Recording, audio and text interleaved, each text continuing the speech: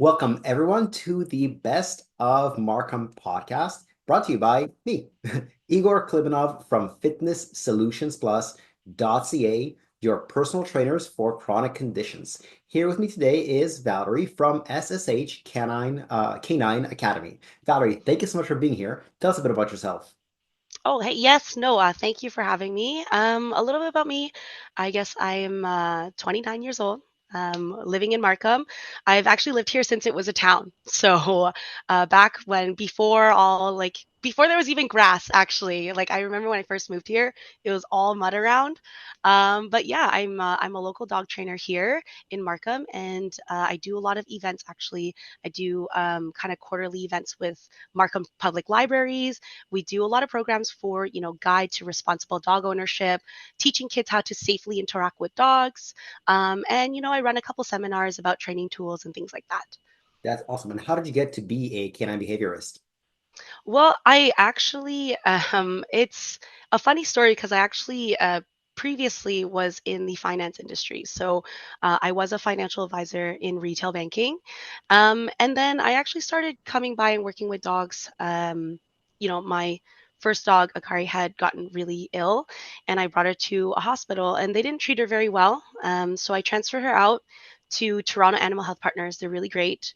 And I was crying, and I was like, I thought everyone that worked with dogs loved dogs.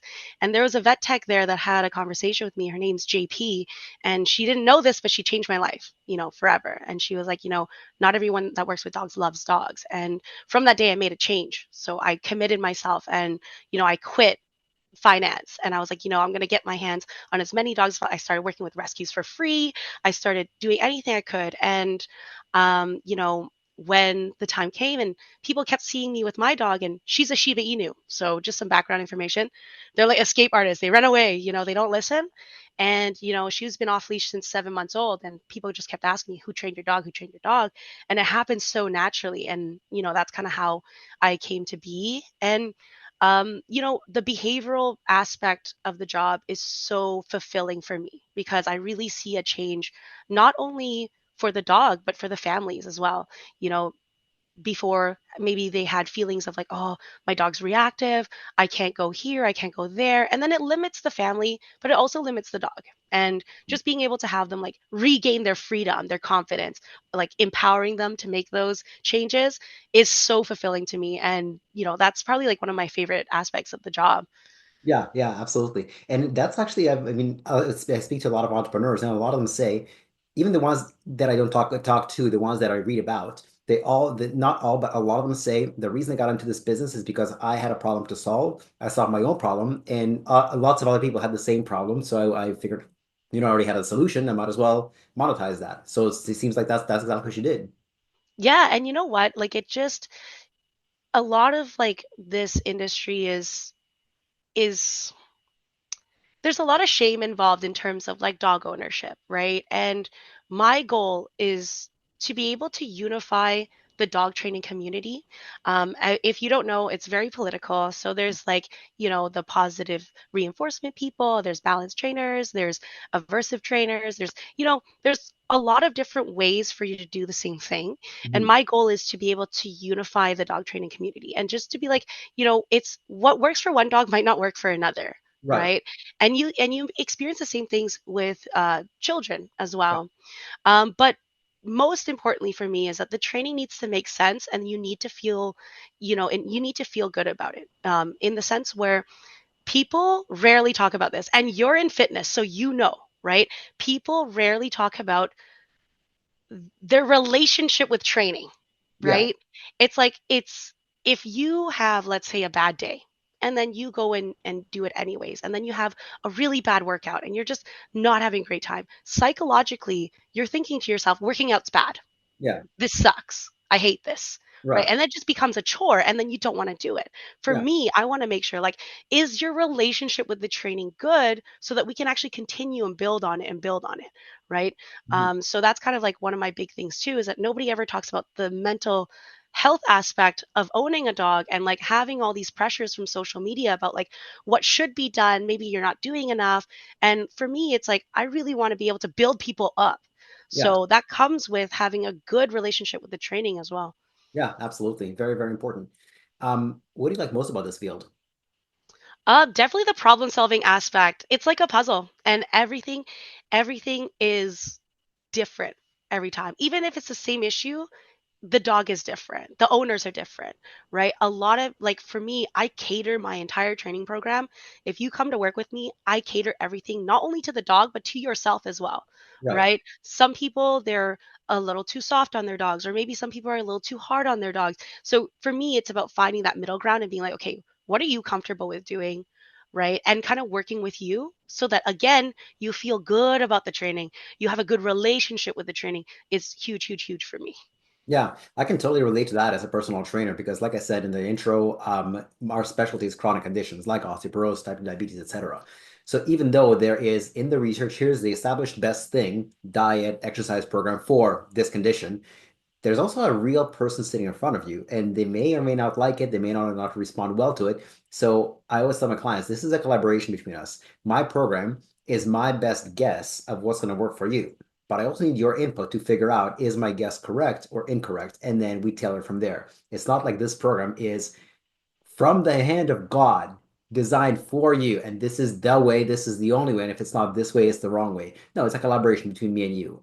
Granted, obviously, my background is kinesiology. I have much more knowledge about this, but I also want to know is, are all the exercises comfortable for you? Is anything hurting you?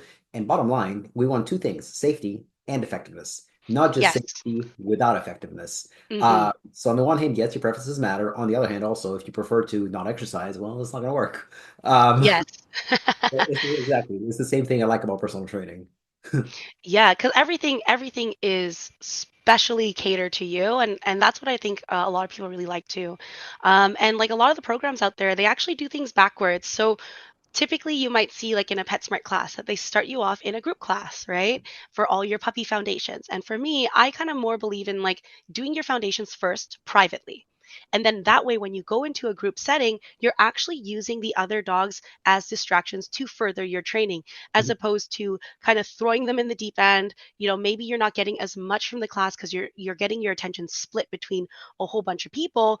And then also like you have distractions around, so maybe you're not able to kind of tune in with your dog, Yeah. right? So for me, it's like I want to make sure that you have the good foundational skill and then you move towards a group class, right? But not to say that PetSmart's doing anything wrong. They have Oh, a solid foundation, and a lot of people, what I really like about it is that it's mainstream and people are actually going out there to do it. yeah. Right? Half the battle is getting your feet wet. So once their feet are wet, they can kind of decide, okay, maybe this training is not working for me. I can go outsource to a private trainer. Actually, a lot of my students ended up like they have their PetSmart classes, right? And then they do some classes with me. And I tell them, like, do it in tandem so that Yeah. you can take the things that you learn from my class and then use the group class as like a distracted environment that you have access to other dogs on a weekly basis, Yeah. right? Yeah, I can Um, 100% yeah. agree. It's the difference between personal training, which is one-on-one, versus group fitness classes. If somebody loves their group fitness classes, why are they coming to a personal trainer? Because they're not getting results. Hmm. But if they're just doing it because they enjoy doing it, not because of any fitness benefits, I'm like, don't stop, keep going. I'm not going to tell you to stop what you love doing. But if you're trying to lose weight and group fitness classes are not getting you there, it's obviously not the thing to do. Do it for enjoyment, don't do it for effectiveness. So I can totally relate. And my wife, when she first took her Dachshund, which is now 12 years old, to PetSmart, class number one, the instructor asked the entire class, "So does everybody's dog know how to sit?" And my wife is like, "Mine doesn't." So I don't know where the assumption came from, and but it was interesting that yeah, in a group setting, it was it wasn't very conducive to training her dog in that space. So she got him up to par, and then he was able to do better in a group. So you're right. Yeah, there's like obviously I have a strong bias, the same bias as you, that nothing beats personalization. Um, but there's still a time and a place for group classes. For sure. And like they definitely cover, really great things like sit down, they really covered like these obedience commands. But when it comes to, let's say, and this is very common, when dogs reach even their teenage phase as well, is that they may develop issues like resource guarding, right? And this is not something that, PetSmart is equipped to deal with. I actually, they had tried to hire me as an area trainer years ago, and I got to take a look at their program, which is really like, it's great. Like they really cover like the basis, but, they strictly tell their trainers not to deal with dogs that have, a bite risk and things like that. So that is also another opportunity where you can reach out to someone that maybe has a little bit more expertise in behavior. Yeah. There's a lot of misinformation online in terms of resource guarding, and it's one of the misinformation online for resource guarding is actually what causes resource guarding. So Right. there's so much information out there, and one of the projects that I'm really excited about that I'm starting up really soon is my YouTube channel, Val the Dog Pal. So I Ooh. really want to launch something that's fun, that's educational, and just having a place where it's an all-in-one, and also including all methods of training. So it hasn't really been done before. Usually people pick a side. For me, I started off as a force-free trainer. So for the first, I think 2 or 3 years, I was force-free, meaning that I only use positive reinforcement. And Mhm. then I moved into a balanced space because I needed more tools to deal with dogs that had no drive, like no food drive, no play drive. They just weren't really down to do anything. And those were that was like the 10% of people that I wasn't able to help. So I really like educated myself. I really wanted to excel and do better. So for me, I want to be able to again unify the dog training community by creating this channel where we can cover everything. It's like, okay, we did it with food. We're going to do it with food. We're going to do it with a toy. Oh, your dog doesn't like food or toys? No problem. We're going to show you how to do it like this. So we're really covering all bases so that we're able to help as many dogs as possible. Wow. So it's very broad. It's not just like this is the way, it's the only way. But you're like, oh no, this works for some dogs, this works for other dogs, this third method works for a different segment of dogs, etc. Yes, for sure. And I'm always learning because for me, I've been training dogs since like 2018, 2019. So for me, there's people out there with 30 years of experience. They have my lifetime in experience. So as, for young dog trainers, like we're never going to be the best of the best at any given time because we're always supposed to be learning, right? I'm not afraid to tell my students, hey, I've never tried this before, but in theory, this is my thought process. This is how Yeah. it tracks. Does it make sense to you? Yes, great. Now we're going to try it, right? And that's how you come up with new methods of doing things. It's just understanding how a dog's mind works, I suppose. Yeah, and I mean I totally get it. But also there is something to be said for somebody who's on the younger side of things and hungrier. For example, when I was just starting my business, not even my business, when I was just starting as a personal trainer 19 years ago, my business started 15 years ago. But when I was just starting as a personal trainer 19 years ago, I was just 19 years old. And there were a lot of trainers with more experience than me. And literally, like everybody had more experience than I did. Yeah. Uh, Now, very few people have as much experience as I do, but I differentiate between having 20 years of experience versus 1 year of experience 20 times. If you don't learn anything over your 20 years there, anything new, you're no better than you were when you were just 1 year in business or you had 1 year of experience. So just because they're old doesn't mean necessarily that they're good. For me, I have 13 staff working for me, and when I interview trainers, I have a sweet spot. I want trainers with between 2 and 10 years of experience.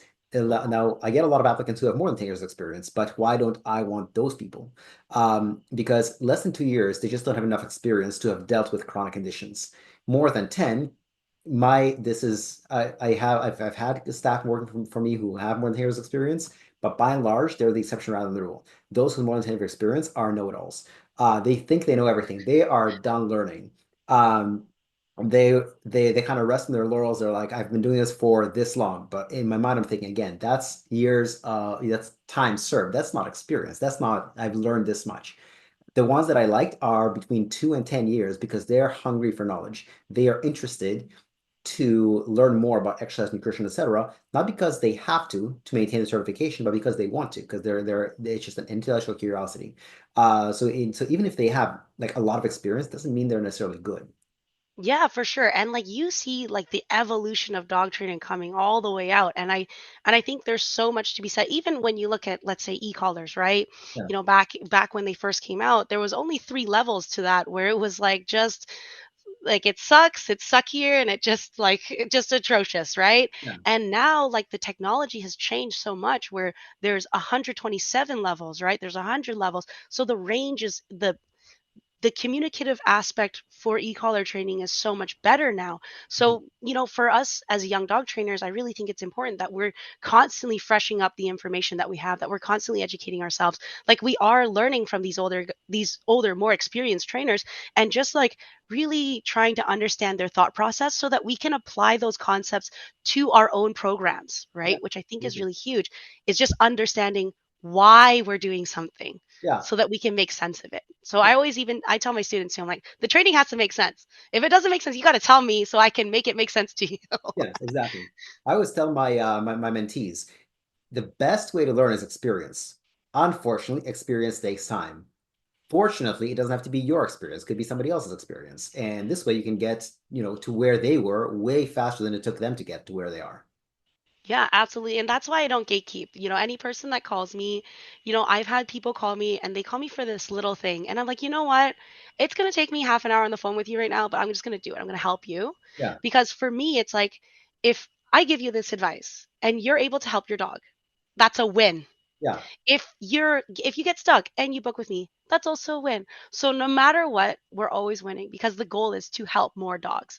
yeah. So yeah, like definitely super just excited to be where I am right now. Yeah, it emanates from you. Now, it actually, you already answered my next question, which is about what you're working on that's exciting to you, which is YouTube, which is absolutely very exciting, gives you a much broader reach. But why did you choose YouTube? Why not TikTok or Instagram or Facebook or something else? Oh, so I'll actually be covering all of those. So I'm going to be doing YouTube, but also smaller format videos for TikTok, Instagram, and YouTube Shorts. Just kind of like giving briefs on those shorter guys and then doing a long, in-depth video for YouTube because they're able to handle more of it. But yeah, like I really like the idea of just getting the information out there. And Yeah, then maybe some people can be like, hey, you know what? I can find all the information I need here, but also updated information. So if I'm finding like, okay, I learned something new about this. Now I can put it out there. I can update people. It'll be something where people are always getting involved. And it gives me the opportunity because, as you know, I run through SSH Canine, which is my training page. mhm, But I really want to be able to do one where we're kind of exploring other topics when it comes to dogs. So, maybe I'll do one where I'm like, hey, it's Val the Dog Pal, and today we're going to be making golden paste and explaining the benefits of golden paste for dogs and the recipes that we use and things like that. So just being able to cover like everything that has to do with dogs. I've been collecting a various amount of items. My partner's starting to get a little upset because I'm just hoarding them up, but I'm saving them because I have this segment that I want to do, which is like where I'm going to be like, oh, hey, it's Val the Dog Pal, and today you'll never guess what I found. And I'm going to pull out this thing and be like explaining how this can help with dog training, and a lot of it is actually like children's toys. So like I found this one thing where you can make an obstacle course and everything's non-slip because it's for children. So right. it's going to be stable, it's going to be safe, it's going to be non-toxic. So it's going to be really great for the dogs. And I just really want to really bring that aspect where we're sharing that information and that we're able to kind of have like discussions and Yeah. do all that great stuff. So Yeah, lots of exciting stuff coming down the line. That's one thing I really love about entrepreneurship is by nature, I am not at all a creative person, but I am very analytical. My creative outlet is testing new marketing strategies. Most, by the way, are failures, but the occasional one success is a successful strategy, and then I double down on that. Which brings me to my next question about failures, or more like obstacles. What obstacles have you encountered in your time as both a canine behaviorist, but also an entrepreneur? well, definitely like what my biggest struggle is, and it's because I'm a bad businesswoman when it comes to this job. And I do, my struggle is definitely, being able to kind of like leave on time and things like that, because I actually schedule my classes 2 hours apart because I know this happens, Yeah. so I don't have to rush. I hate rushing out. I really want to make sure people are executing on the homework well, that they're doing everything perfectly, so the moment that I leave, I know confidently they are doing the homework well, they're executing on it. And I'm always there for support as well, but I always remind people dog trainers are 1%. 99% is up to the owners. They're really the ones that are spending the day to day with the dog. So my job is to make sure that they're able to execute on these things just as well as I can, and Yeah. then apply that to their dog. And the best part about that is that if they get a second dog, now they're not handcuffed to me. Yeah. They're not stuck with me. And I have this running thing with my students, and I say, I don't want to see you. Maybe if you call me socially, you want to call me here for a barbecue, yes, I will be here. I want to see you. But for classes, I don't want to see you because it means I'm doing a good job and it means that you're doing a good job, Yeah. Yeah. right? That's And awesome. It's a great but perspective. yeah, that's definitely one of my struggles for sure. Is sessions are supposed to last an hour, but I do stay that extra bit to the point where now I just account it in my time, and if I happen to have extra time after, I'll go get a snack or whatever and then go to my next class. Yeah. Yeah. Very nice. And I'm sure your clients appreciate it. Yeah, for sure. And I guess another aspect of it too was like at the beginning when I first made the swap, my obviously my family was not understanding, and they didn't really, they thought it was a huge change. And I just knew in my heart it was the right decision, and I would feel good about what I'm doing. And even Yeah. to this day, so I recently started working with Team Dog Rescue. Hmm. So I was helping them with a meet and greet, and I had driven all the way to Oshawa. And, rescues are already doing so much. They give so much. The fosters there are doing everything volunteer based only. Hmm. So for me, the adoption coordinator, she was like, "Oh my God, there's traffic. I'm gonna be like really late. Should we just cancel?" And I said, "No, you paid for the Uber. You did like you already put time and money into this. I'm already here. We're gonna get this done."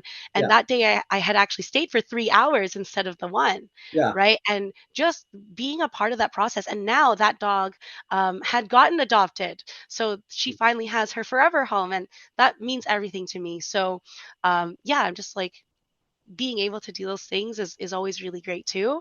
But yeah, that was definitely one of the big obstacles for me is like my family, like my mom was like, oh, like your little hobby for a long time.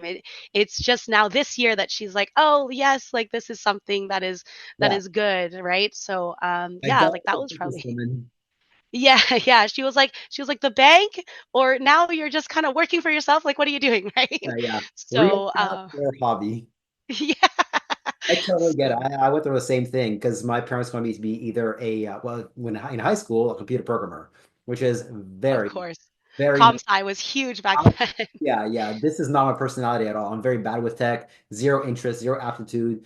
Um, then when I went to school for kinesiology, they wanted me to be either a physiotherapist or a chiropractor. I didn't do either, obviously. Then they're like, but personal training, you can't really make a living at that. I thought to myself, no, no, no, you can't make a living with it. I can. And here we are now that my business is, first of all, I didn't care about a business when I was just starting out. I just wanted to make the same amount of money as a physiotherapist. Never did I think I'd be where I am today, multiples of what a physiotherapist makes, more than many surgeons make.